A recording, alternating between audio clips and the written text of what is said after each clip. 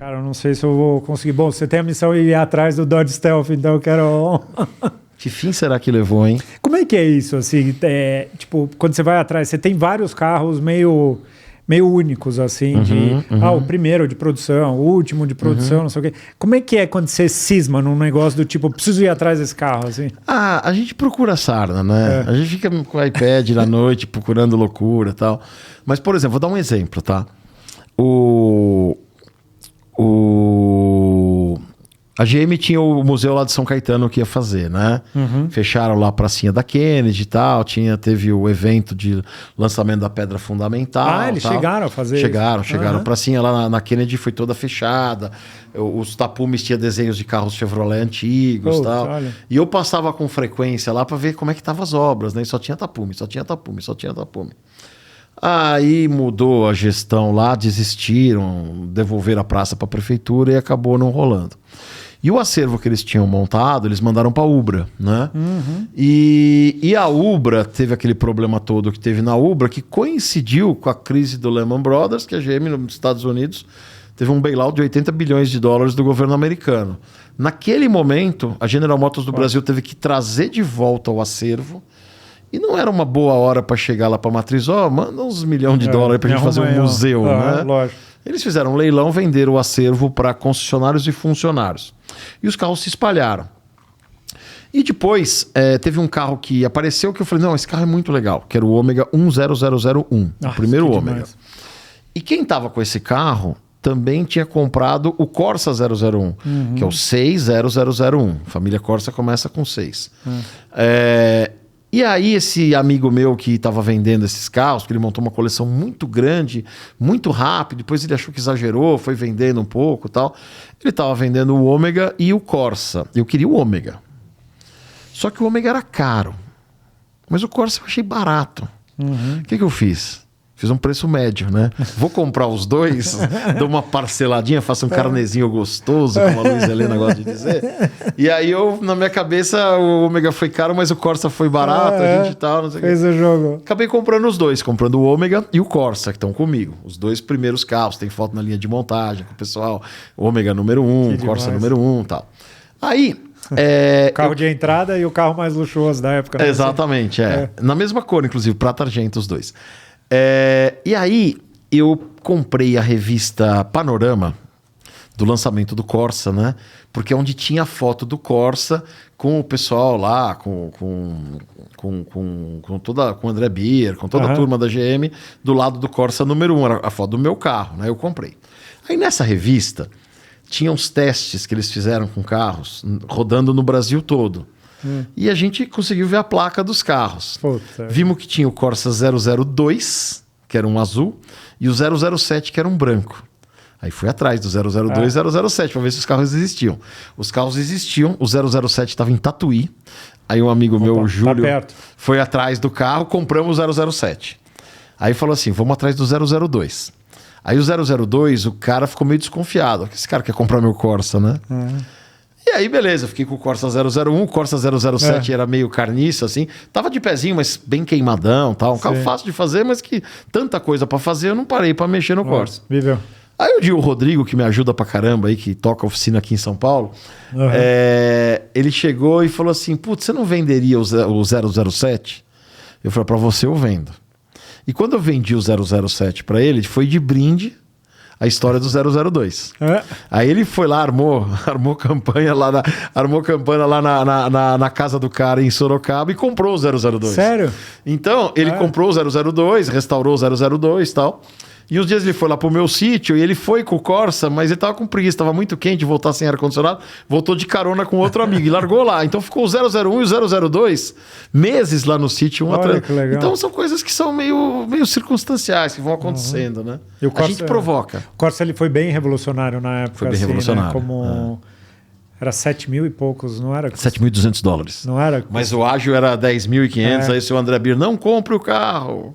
Eu lembro quando... Não pague ágil, estamos fazendo mais. Mas foi uma loucura, assim, quando lançou. Você sabe que um desses carros, que era da Ubra, foi do Denny, o Cadete. Ah, é? Que era um GS branco, que eu acho que era o chassi 2, se não me engano. Era até era tipo assim, era um GS sem ar, sem direção. Era bem simples. Ele comprou esse carro numa época, sei lá, eu tô falando de mais de 10 anos atrás.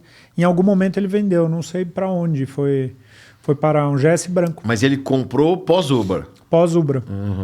Esse carro veio, tinha uma quilometragem muito baixa, assim. Esses carros se espalharam. Eu tô com 5 desse acervo, né?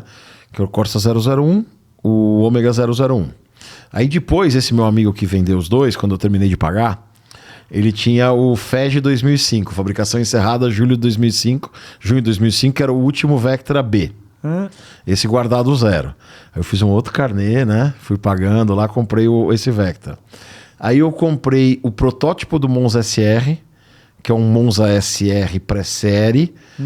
Ele não tem banco Recaro, eu falei que é banco Ricardo. É o que você mostrou num vídeo com o Anderson, acho que foi. Você mostrou esse carro. Eu mostrei esse carro. Que ele é tipo um SR quando você abre um interior que meio protótipo. Assim, é protótipo. Né? Inclusive, quando a gente desmontou o banco de trás, estava lá uma etiquetinha protótipo.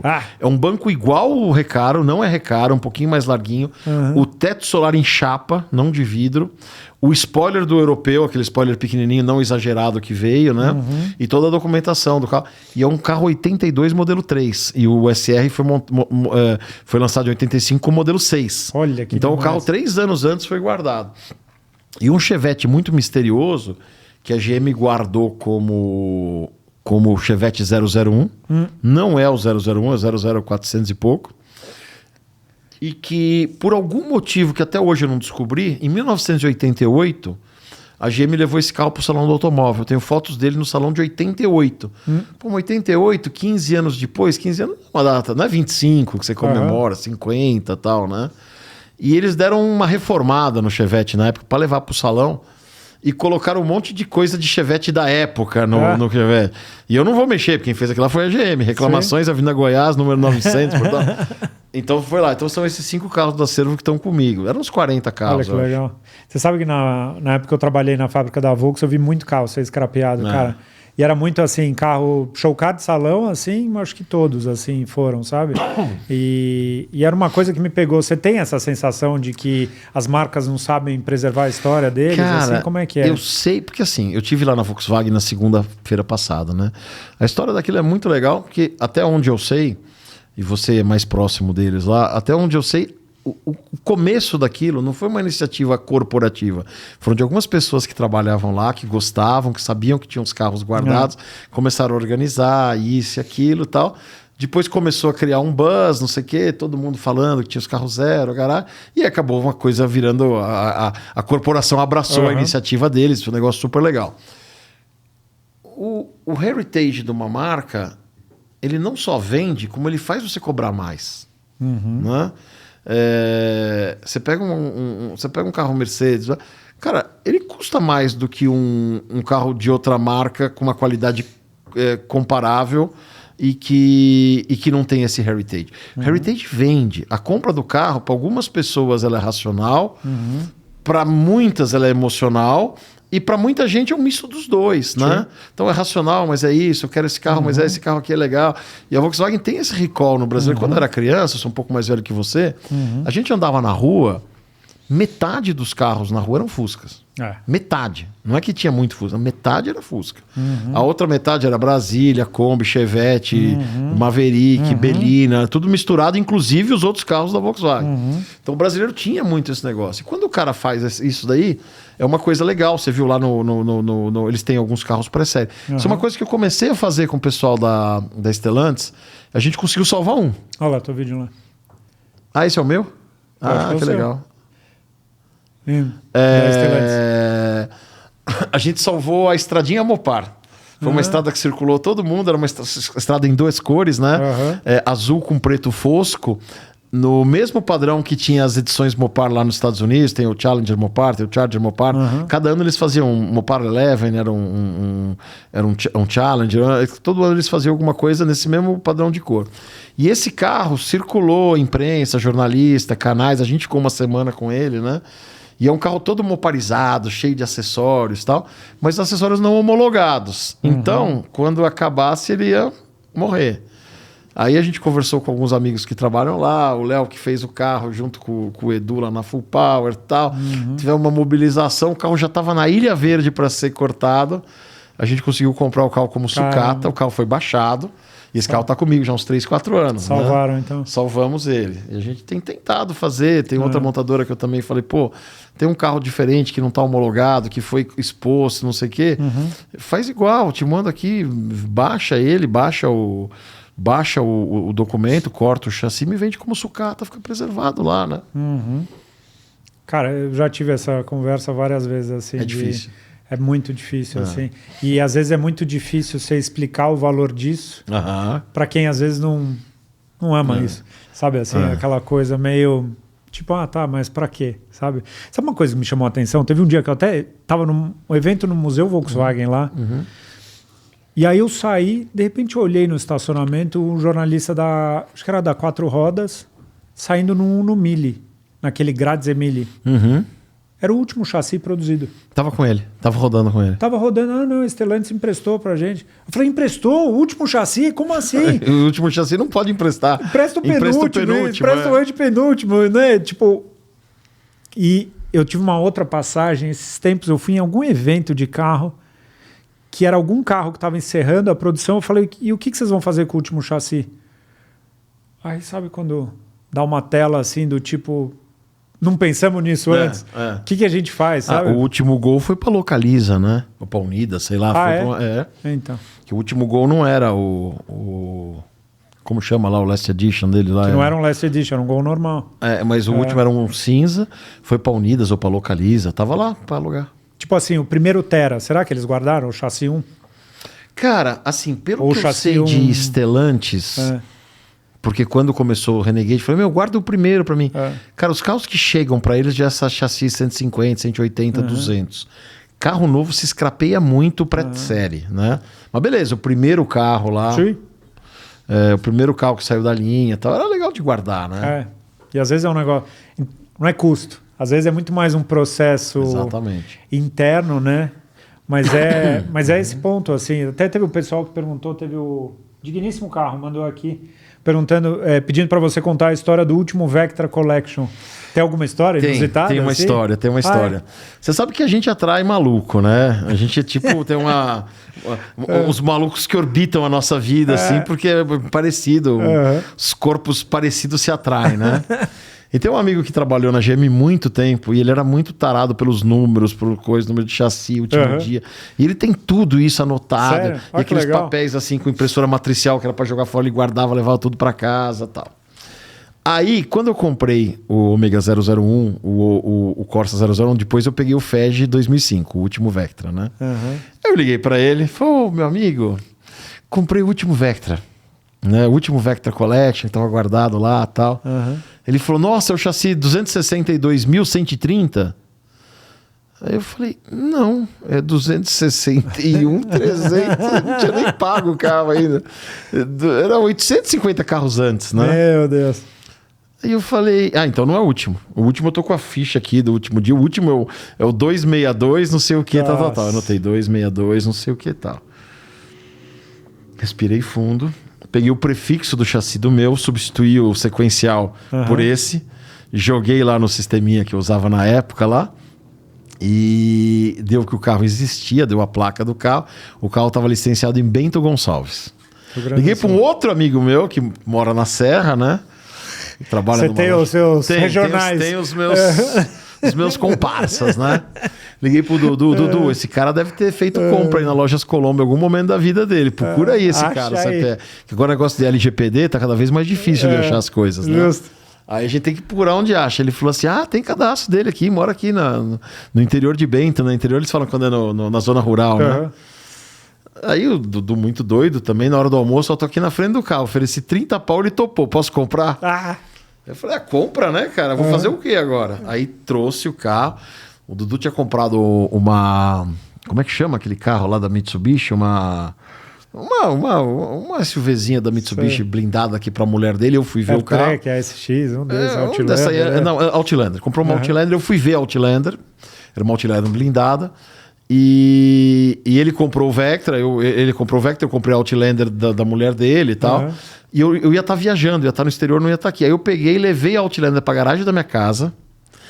Ele veio da Serra Gaúcha rodando com o Vectra.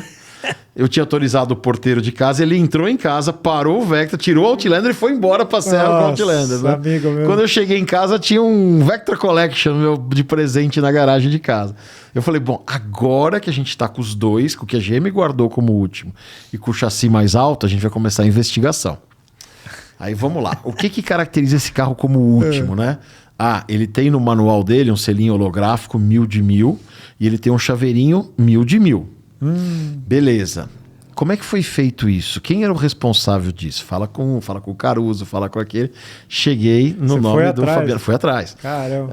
Aí falamos lá com acho que foi o Fabiano Mazeu, falamos com ele. Falei, como é que foi? Ah, eles iam fazer o Vectra Collection e não iam fazer nada. Eu falei, tem que fazer alguma coisa, né? Sim. Aí o orçamento que deram deu pra fazer um chaveirinho e coisa holográfica. Você pega o Opala Collectors, ele não tem nada. São 100, mas não tem número, não tem nada. Não tem nada. Só vem escrito Collectors no volante, mas não tem numeração, não tem nada. A GM falou que era 100, é o 100 e pronto, né? Você não sabe se o seu é o 33, o 57. Uhum. E aí ele falou, não pode, tem que fazer alguma coisa, né? Aí eu falei, e aí, como é que você fez? Não, eu mandei os chaveiros lá pra produção lá, eu sou do marketing e tal. Cara, acho que na produção os caras, fizeram o sorteio da Xuxa. Ela sai jogando pro alto e vai caindo e tal. Critério zero. E aí, o último carro foi esse com chassi muito baixo, 1000 de 1000.